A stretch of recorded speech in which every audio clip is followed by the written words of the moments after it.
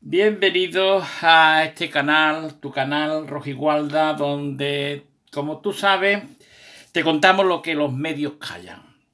Hoy tenemos con nosotros a Ignacio Vega, que es el presidente de un sindicato muy poco conocido en España y por eso lo hemos traído aquí. Identitario. Don Ignacio, buenos días. Hola, buenos días, ¿qué tal? Muchas gracias por darnos un poquito de voz en tu espacio. Solo Sí. un apunte, Identitarios no es un sindicato, es un partido político. Sí, he dicho partido, ¿no? He dicho sindicato. Ah, no, partido político. Sí. No, partido político quería decir, sí. Gracias por la aclaración, porque yo había creído que había dicho partido político. No, bueno, un pequeño error, no pasa nada. un lapsus. Exacto. Bueno, pues eso, lo que queríamos saber es ¿qué ideología tiene Identitario? Bueno, partiendo de la base, como bien sabes, que hoy día ya las ideologías están apestadas, ¿no? Y señaladas por la gran masa social española que no quiere saber nada ya de ideologías, ni de partidos, ni de políticas, ni de ideas, ni de políticos, ni de nada, partiendo de esa base que ya dificulta mucho el poder definir algo, yo diría que Identitarios sobre todo se define como un partido político vanguardista, moderno e identitario, es decir, que defiende ante todo la identidad, en este caso de los españoles, y que las viejas ideologías que han estado marcando mucho, yo diría, y todavía un poco desgraciadamente la sociedad española entre las derechas y las izquierdas, pues eso nosotros siempre hemos dicho desde nuestra fundación, que no solamente pensábamos que ya no existían las derechas y las izquierdas, sino que además había de enterrarlas de por vida, ¿no? Esas dos ideologías. Evidentemente, tampoco podemos decir que somos de centro, porque ya ha habido historias de partidos políticos en España que han venido sin ideologías. Por ejemplo, el caso de Ciudadanos, que vino sin ideología a resolver España, ¿no? Y ya sabemos todos cuál ha sido el final de ese partido, ¿no? Por lo tanto, nos podemos declarar como un partido soberanista español, un partido ecologista, un partido que tiene una posición muy firme contra la inmigración masiva, ya sea ilegal o legal, da igual, porque consideramos que es un problema gravísimo para España, y un partido pues que además sí que se ha declarado desde el 30 de noviembre del año pasado republicano soberanista, es decir, somos un partido que pensamos que España necesita otro modelo de gobierno y que la actual monarquía parlamentaria pues ya no tiene razón de ser, porque en cierto modo es la culpable de muchas cosas de las que están pasando. A ver, don Ignacio, ¿usted piensa que el régimen del 78 está obsoleto y que España camina hacia una segunda transición?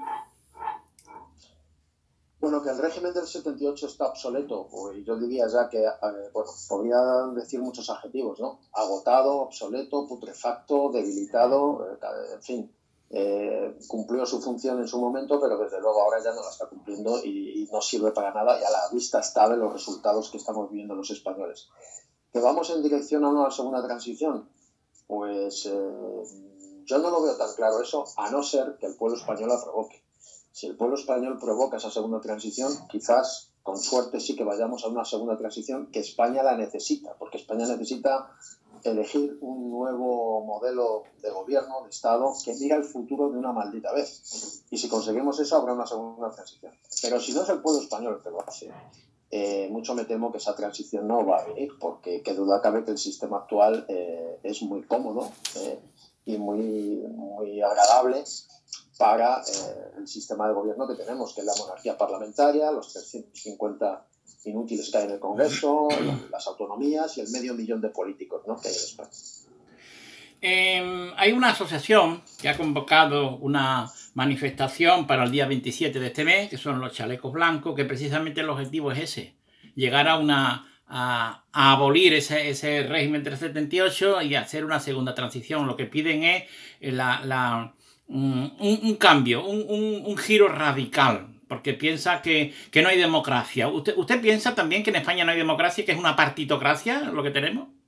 Estoy totalmente de acuerdo. De hecho, si nosotros estamos colaborando con Chalecos Blancos, y yo ya dije en la presentación de Toledo el día 6 que seré el primero en ponerme un chaleco blanco el día 27 de noviembre en Madrid, es porque precisamente esta plataforma cívica lo que está diciendo es lo que nosotros firmamos el 30 de noviembre ante notario, la 10ª medida en nuestro programa político que se titula Hacia la República Soberanista, hacia la democracia real.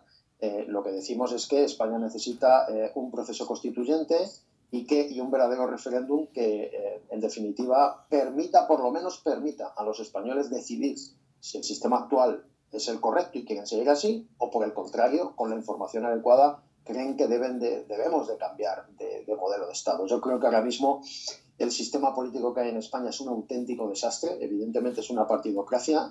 Estamos ante los nuevos nobles del siglo XXI, que son los partidos políticos gestionados como empresas que no cambian absolutamente nada, pero yo no hablo ya del Congreso. O sea, yo cuando hablo de política y de políticos y de partidos me refiero a España entera, a los 8.200 ayuntamientos que hay, al medio millón de políticos que hay. Me refiero a todo eso, porque es que no hay políticas de cambio real. Ya no digo, repito, no digo en el Congreso, es que te vas a cualquier ayuntamiento de cualquier región española y pasa exactamente lo mismo. Es decir, estamos ante una dictadura sistematizada en España, donde, bueno, pues sí, efectivamente, la gente cada 4 años vota, cada vez más, por cierto, porque la gente, bueno, pues al final, por mucho que se critiquen las elecciones o se ponga en tela de juicio la ley electoral, que evidentemente hay que cambiarla, pero rápidamente, aparte de la ley de los partidos políticos, también hay que cambiar la ley electoral y otras muchas cosas, ¿no?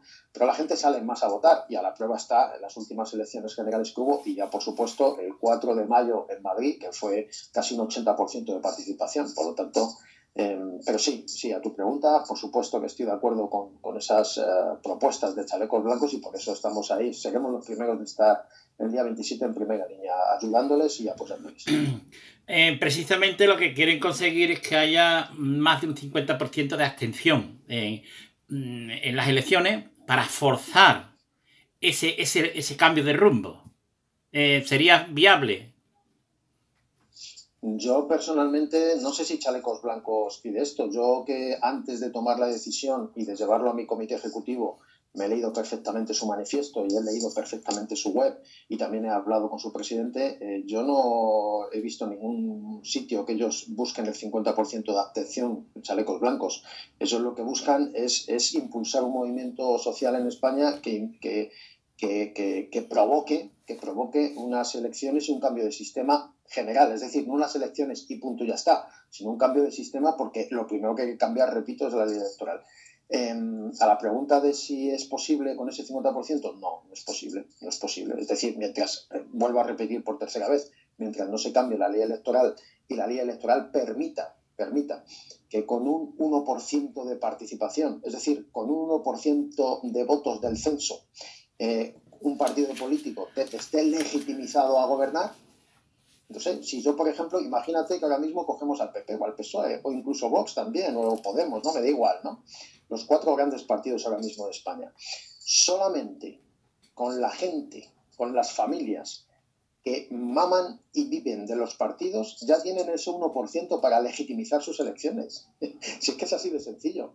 Es decir, un 50%. ¿Y qué ocurriría después? ¿Qué ocurriría? ¿Qué tipo de...? Quiero decir, la ley, la propia Constitución, y por lo tanto las fuerzas de seguridad del Estado y también el Ejército, las Fuerzas Armadas, desgraciadamente es así, porque es así, estarían a las órdenes de ese gobierno que con el otro 50% está legitimizado a gobernar. Ese es el verdadero proceso, no hay otro. Y esa es mi respuesta, así lo veo yo. Pues sí, lo pide, si quiere después le mando el enlace. El objetivo es ese, precisamente, aumentar la abstención. Por eso ellos piden la abstención. Para que... No lo sabía, no lo había visto. Pues luego me lo pasas, sí, gracias. Después se lo paso para que vean. A ver, aquí dice una proetarra: seguimos viajando para poder visitar a nuestros familiares. Este último fin de semana, familiares de un preso han sufrido un percance de camino a Asturias. ¿Qué le respondería usted a esa proetarra? Pues lo que le respondería es que llevan precisamente desde el 78 viviendo prebendas y comodidades que no son justas ni sostenibles, porque las comodidades y las prebendas deben de ser disfrutadas por todos los españoles, no solo por un pequeño grupo de élite como podrían ser estas familias de etarras, ¿no? Eso es lo que les respondería. Es decir, que desgraciadamente es así. Tienen prebendas y tienen, digamos, lujos, ¿no? Pero no solamente cuando van a las prisiones a ver a sus familiares o lo que sea. Tienen prebendas y lujos en la financiación, tiene prebendas y lujos también en Vascongadas con una policía que no entiendo todavía, nadie me ha explicado a mí por qué Vascongadas tiene policía y Extremadura no. Por ejemplo, pues todo eso se cocinó y se orquestó en el régimen del 78, al igual que Cataluña. En fin, eso es lo que le contestaría, ¿no? Y que precisamente ellos que van de republicanos y de comunistas y de marxistas, leninistas y todo este rollo patatero que para los identitarios ya no existe, lo que le diría a esta chica también, ya para terminar, es que cuando la República Soberanista Española ya se imponga en España y el rey ya no tenga razón de ser y no tengan ellos ya argumento para seguir justificando su política, porque parece que lo único que utilizan es España es una república soberanista, ¿cuál va a ser su segundo argumento? Es decir, ¿qué discurso político va a tener esta gente, no? Esta chica se llama Olaz Iglesias, no lo he dicho. Hablaba en nombre de los presos, de los familiares de los presos de Tarra. Es un tuit que puso se publicó en la cuenta de Bildu HB. Sí. Vamos a ver, hay un problema que algunos ya lo ven como que no tiene solución y que al final es una guerra. El conflicto con Marruecos. ¿Cómo ve el conflicto con Marruecos? Pues es un conflicto, efectivamente, como bien dices, es un conflicto que ya está ahí creado, eso es indudable, ¿no?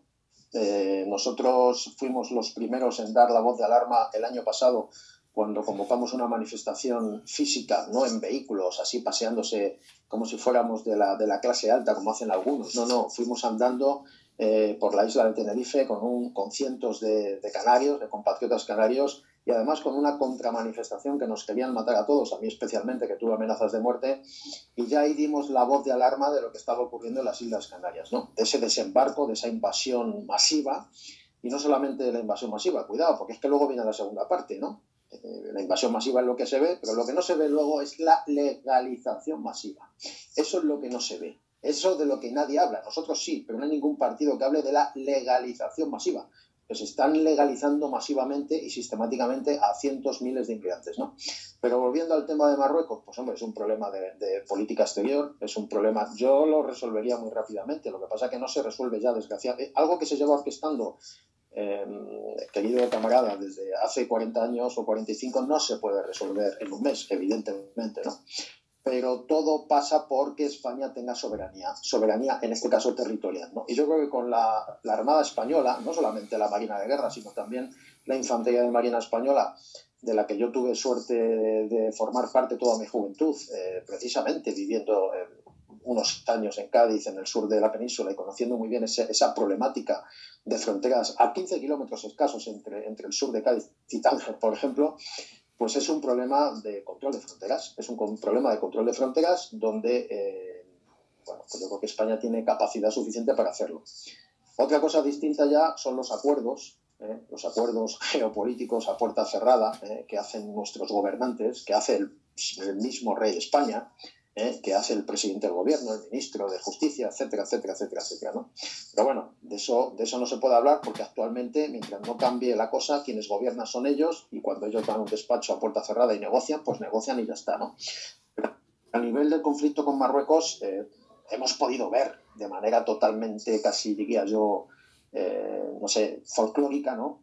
Como la invasión que vimos en Canarias masiva de repente de cientos y cientos jóvenes, ya mujeres y niños no vienen, ¿no? Jóvenes en las costas canarias, de repente se inyectaron no sé cuántos millones de euros al gobierno de Marruecos y al día siguiente se paralizó la invasión. Es que esto roza lo cinematográfico, ¿no? Por lo tanto, es un problema de fronteras, de control de fronteras. Y para poder hacer eso, España tiene que ser una nación soberana, ¿no? Y por supuesto que las Fuerzas Armadas empiecen ya a tener independencia como deberían de tener para precisamente proteger la soberanía del pueblo español y no ser meros funcionarios ejecutores de documentos, ¿no? ¿Qué explicación le encuentra usted a que muchos empresarios dicen que no encuentran trabajadores, por ejemplo, transportistas, conductores de tráiler o camareros incluso también de la construcción, peones de la construcción? Si tenemos cerca de 4 millones de parados, ¿cómo es que no hay trabajadores para... bueno, y tampoco para las recolecciones, que tienen que venir, han venido hasta de Hispanoamérica? ¿Qué explicación le encuentra usted a eso, que habiendo cerca de 4 millones de parados no tengamos trabajadores para cubrir los puestos aquí en España? Bueno, la explicación yo creo que tiene dos argumentos principales, para mí, dos argumentos principales. En este caso, tú sabes que en redes sociales hay algunos patriotas critican muchísimo a los empresarios, a los autónomos, a las empresas como si fueran el cáncer de la sociedad española, probablemente porque jamás han montado una empresa, jamás han tenido un negocio y no saben lo que eso significa, ¿no? Y luego, por otro lado, está la otra parte, la patronal, sin escrúpulos, que critica a los españoles, nos llaman a todos flojos, etcétera, etcétera, también sin escrúpulos, ¿no? Yo que he estado en ambas partes, he sido trabajador por cuenta propia, he sido trabajador a terceros, he sido empresario, he tenido empleados, bastantes empleados, pues tengo una visión un poco general. Entonces, ¿qué dos argumentos principales hay? Pues, por un lado, habría que echar la culpa a la sociedad española en general, donde nos hemos vuelto muy cómodos, donde la gente habla mucho y hace poco, donde además los 400 euros del señor Zapatero, que se han consolidado con todos los gobiernos, también con los de derechas, han hecho muchísimo daño, donde en España no hay una cultura empresarial que favorezca y que resalte o destaque el espíritu emprendedor, como en otros países se ocurre, y no me tengo que ir a Estados Unidos, que siempre se pone Estados Unidos de ejemplo, hay países europeos que también se hace eso. Y ese es uno de los problemas. Y luego hay otro problema añadido, que está en la otra parte, que es en la patronal, en el sector privado, en las empresas, donde efectivamente hay empresarios sin escrúpulos que son verdaderos delincuentes, delincuentes administrativos, delincuentes laborales, ¿no? Delincuentes fiscales, ¿no? que lo son, como también, cuidado, hay delincuentes laborales, que hay trabajadores que son verdaderos profesionales delincuentes laborales. Pero hay que tener en cuenta uno de los argumentos principales, y es el siguiente. La mayoría, digo la mayoría, habrá excepciones, pero la mayoría de los empresarios normales, de pequeñas empresas, de autónomos, preferirían siempre tener empleados españoles si la carga fiscal que están sosteniendo estas empresas en España no fuera tan brutal como es. Por lo tanto, la carga fiscal que soporta una empresa, un autónomo, ya no digamos una sociedad limitada, una sociedad anónima, es tan brutal en este país que muchas veces es inviable gestionar las cosas bien. Es inviable. Y alguien dirá, bueno, pues habría que poner una solución a esto, ya, pero es que la solución no se puede poner en 10 minutos tampoco, porque para que la carga fiscal al sector privado en España sea más ligera o más pequeña, o se afloje, o sea más débil, o más baja, o lo que se quiera llamar, lo primero que habrá que hacer es eliminar gastos, porque el Estado es que no tiene más remedio que recaudar muchísimo para soportar el mastodonte autonómico, los funcionarios que hay, el 500.000 de políticos que hay, con todo su ejército. Se ha congelado la imagen. Se ha congelado la imagen. Realmente.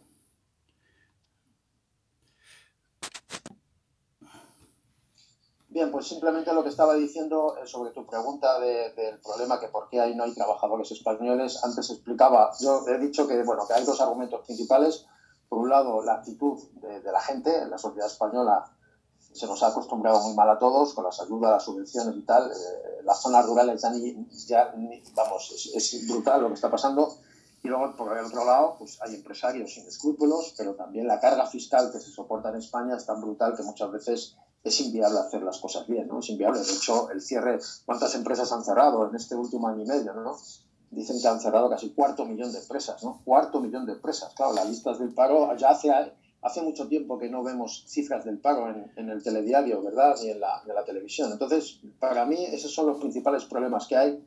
que todo pasa, creo yo, todo pasa por eliminar de gastos públicos al Estado, para que el Estado deje de presionar fiscalmente a las empresas y al mismo tiempo las obligue a las empresas a dar mejores condiciones laborales a los españoles. Pero todo tiene que ir en el mismo pack, creo yo. Bueno, pues don Ignacio Vega, presidente de Identitarios, muchas gracias por haber atendido a este humilde medio y aquí nos tiene a su disposición. Muchísimas gracias a ti por darnos voz en tu espacio y que poquito a poco se vaya oyendo el nombre de Identitarios. Gracias. Muchas gracias. Hasta la vista. Hasta luego.